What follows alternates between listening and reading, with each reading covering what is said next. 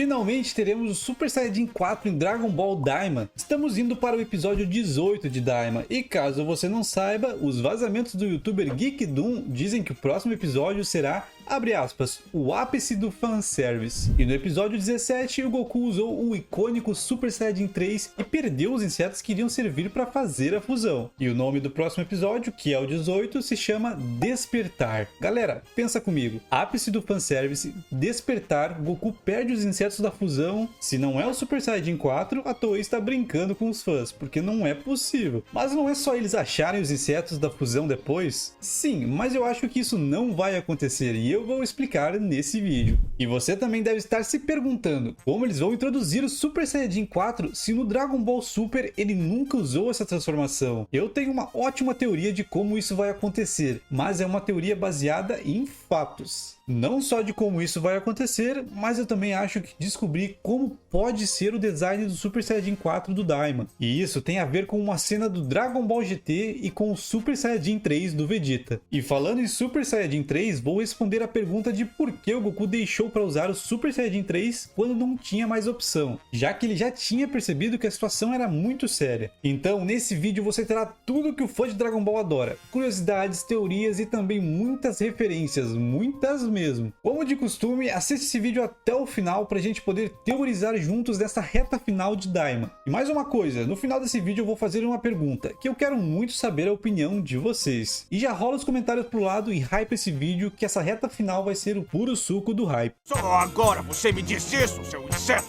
O episódio 17 já começa com uma revelação. Após Goku e seu pessoal ficarem encarando a Arinsu e os Majins, já que eles perceberam que ela conseguiu uma das esferas. Logo, alguém venceu o Tamagami, e esse alguém, obviamente, é muito poderoso. No caso, o Majin Buu. Também temos uma cena engraçada do Majin Buu todo orgulhoso porque perdeu a luta contra o Tamagami. Esse personagem tá muito esquisito, eu ainda acho que ele vai aprontar alguma coisa no Daima. O Supremo Kaioshin, que é chamado pelo nome verdadeiro de Nahari, se aproxima da Arinsu e pergunta: quanto tempo, irmã? Então a Arinsu percebe que o Shin quer as esferas do Makai para voltarem ao seu tamanho normal. Em seguida temos uma referência de Dragon Ball Z. O Shin faz aquela carinha de safado, a mesma que ele faz no torneio da Saga Buu. O Supremo Kaiô inocentemente pede para ela entregar a esfera. Obviamente, ela não entrega e diz que também quer realizar um desejo. Então, nesse momento, é feito duas revelações. O Shin diz que já sabe o que ela quer, e ela quer ser o Rei Supremo dos Demônios, assim como o Deguezo. E ela diz que não quer isso, o que ela quer é um mundo dos demônios mais forte e aterrorizante, já que vimos que o Makai era bem mais pacífico do que a gente imaginava. E aqui temos duas revelações. Além dos objetivos da Arinsu, é mostrado que o Nahari já sabia as ambições do Deguezo, e que era isso que o Deguezo estava tramando. Então a Arinsu propõe um desafio, que seria uma luta onde quem vencer um dos Majins ficaria com todas as esferas. Caso eles não aceitassem, ela iria destruir a esfera dela e ninguém iria fazer pedido nenhum. O que me deixou pensando, é tão fácil assim destruir uma esfera do dragão? Enfim, Goku e Vegeta decidem no pedra, papel, tesoura quem irá lutar, fazendo outra referência da Saga Buu, onde antes de lutar contra o Kid Buu, eles decidiram no pedra, papel e tesoura. E também vemos outra referência no momento que a cabeça deles fica gigante enquanto eles estão discutindo. O Goku argumenta de que o Vegeta lutou contra o último Tamagami e que dessa vez seria a vez dele lutar. Então temos um dos X1 mais esperados de Dragon Ball Daima, Goku versus Majin Buu. A luta foi mais simples do que eu pensava. O Majin Buu tinha mais vantagem na luta à distância devido à sua elasticidade, fazendo com que o Goku tivesse que usar o bastão mágico. Nessa luta vemos uma referência à abertura de Dragon Ball Z. Me diz aí se não lembra muito essa cena. Os golpes do Goku base pareciam não ter nenhum efeito no Majin Buu. Em um certo momento, o Buu pegou o Goku com a antena dele e ficou batendo de um lado para o outro, algo parecido com o que o Kid Buu fez com o Goku em Dragon Ball Z. Na maior parte do tempo, o Goku passou na sua forma base, até que ele começou a levar a luta mais a sério e se transformou em Super Saiyajin 1. Em seguida, ele acerta um soco com muita força e o Buu nem sequer sai do lugar. O Goku sabia que o Tamagami 1 era muito forte e, obviamente, como o Majin Buu derrotou ele, o Goku tinha noção de que o Super Saiyajin 1 não daria conta do Buu. Mas vocês sabem como o Goku começa suas lutas. Ele vai testando o adversário, guardando energia. O único ponto ruim dessa luta é que ela foi muito curta. O que não entra na minha cabeça é porque eles fizeram tantos episódios que não tinham progressão de história para chegar no final e fazer tudo correndo. Simplesmente não faz sentido. Mas quando a luta começou a ficar ficar séria, ela foi interrompida por aquele que possui o olho terciário, o terceiro olho demoníaco, que é simplesmente o Jiren? Na moral, ou isso é uma referência ou foi muita falta de criatividade. O Goma tá muito parecido com o Jiren, mas enfim, o Goma surge usando o poder do terceiro olho demoníaco, e descobrimos o nome dessa forma, que é King Goma. Esse provavelmente vai ser o nome usado nos jogos e produtos, e após o Goma aparecer, até os personagens que estavam muito tranquilos ficaram assustados, como o Neva e a Arinsu. O Neva explica que quem possui o terceiro olho tem poder para governar como soberano no mundo dos demônios. E essa é uma das poucas cenas que Goku fica sério de verdade, mostrando que dessa vez não vai ter brincadeira e o perigo é real. Algumas pessoas pensam que talvez o Neva tenha criado o terceiro olho, mas vendo a reação dele percebemos que não foi ele e que provavelmente esse olho veio antes dele.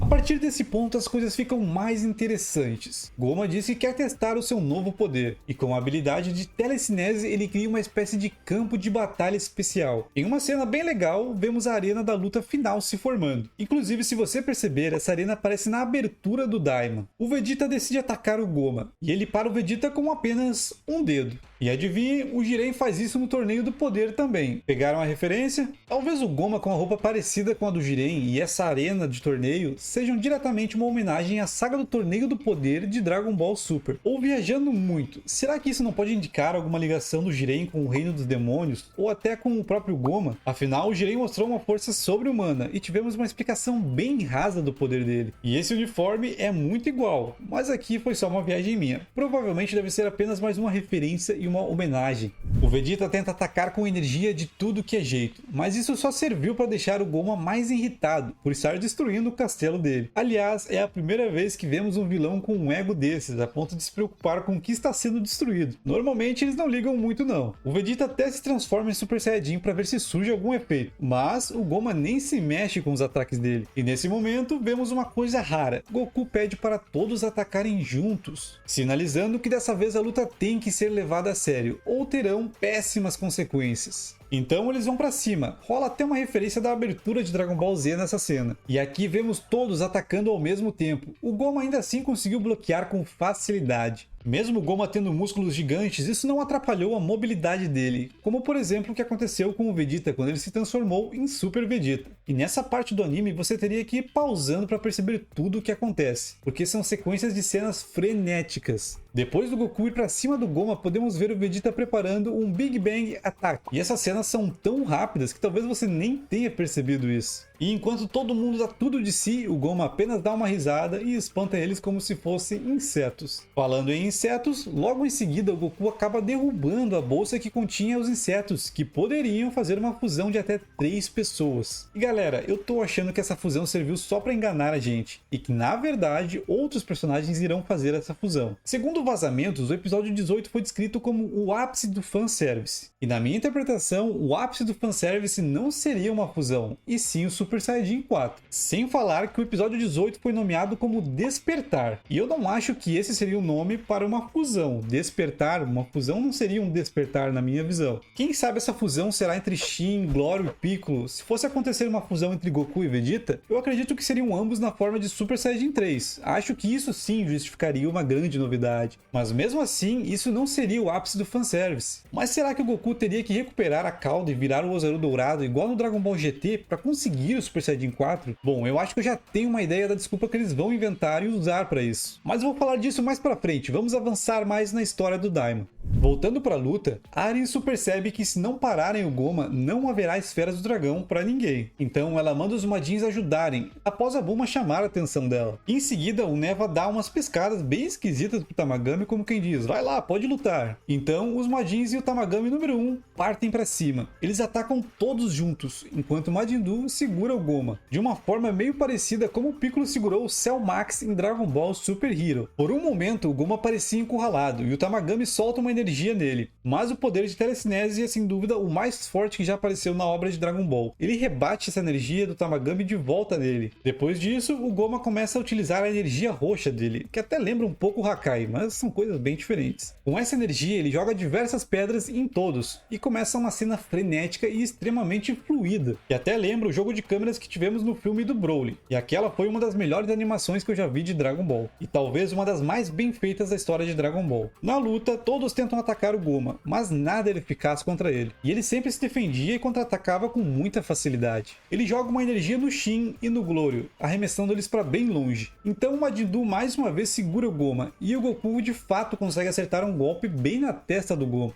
Goma libera uma grande quantidade de energia jogando todos para longe. E após isso temos uma cena incrível, onde os personagens carregam seus poderes ao mesmo tempo para lançar no Goma. Isso enquanto a câmera gira em volta de todos. O Vegeta estava carregando seu Galick-Ho, o Piccolo o Makanko Sapo e o Goku o seu Kamehameha. Shin, Glório, os Majins e o Tamagami também estavam prontos para jogar energia. Mas o Goma, além de conseguir defender facilmente com uma barreira de energia que ele criou, ele também repele toda essa energia com diversas rajadas de energia. O que é bem parecido com o que o Bills fez contra o Goku na Batalha dos Deuses. Mas dessa vez todos ficaram feridos gravemente, a ponto do Vegeta pedir um dos insetos que restaura energia para o Goku. Mas o Goku tinha perdido eles lá no começo, lembra? Então o Vegeta acaba desmaiando e o Goma prende o Goku na sua telecinese. Aqui parecia ser o fim. E quando o Goma iria desferir um golpe que possivelmente iria acabar com o Goku, surge o Tamagami e o Majin Buu para segurar a energia. Quem diria que os dois rivais do Goku no Daima iriam estar ajudando ele? Mas eles não iriam conseguir segurar por muito tempo. Então o Goku, se vendo sem saída, finalmente resolve mostrar a sua transformação de Super Saiyajin 3. E vemos a clássica pose dele de lado. Aqui temos a primeira aparição do Super Saiyajin 3 do Goku em Dragon Ball Daima, completando a aparição de Goku e Vegeta como Super Saiyajin 3 na série, o que não poderia faltar. Mas por que o Goku deixou chegar nesse extremo para usar o Super Saiyajin 3 contra o Goma? Ele provavelmente estava evitando usar essa forma por causa do alto consumo de energia, já que se o Goku ficasse sem energia nessa luta, isso poderia ser fatal. E essa não é bem o tipo de luta que se resolve rápido. Então a transformação pode se desfazer, assim como foi na luta contra o Kid Buu. E se isso acontecesse, meu amigo, aí era Deus para todo mundo. E o episódio 17 termina dessa forma: Goku Super Saiyajin 3 versus King Goma. O próximo episódio irá se chamar Despertar, e vemos que inicialmente será apenas uma luta entre o Goku Super Saiyajin 3 e o Rei Goma. Mas vamos ao que todos querem saber: como o Goku iria conseguir o Super Saiyajin 4 em Dragon Ball Daima? Sabemos que em Dragon Ball GT, o Goku consegue sua cauda de volta pedindo para os Kaioshins puxarem ela com um alicate gigante. E foi uma cena bem engraçada até. Isso com a esperança do Goku ganhar novos poderes. Mas como o Goku estava com a cauda de volta, ele conseguiu se transformar em Ozaru olhando para a luz da Terra, já que ele estava em outro planeta. Só que dessa vez foi diferente, ele se transformou em Ozaru dourado. Se você quiser entender por que ele ficou dessa cor, eu tenho um vídeo contando todos os segredos das transformações de Dragon Ball GT. E nele eu explico por que o Ozaru ter ficado dourado. Mas como isso se aplicaria no Dragon Ball Daima? Já vimos que o Shin ou o Neva possuem magia forte o suficiente para modificar o corpo de alguém, como quando o Shin fez a orelha do Goku ficar pontuda para enganar o Warp.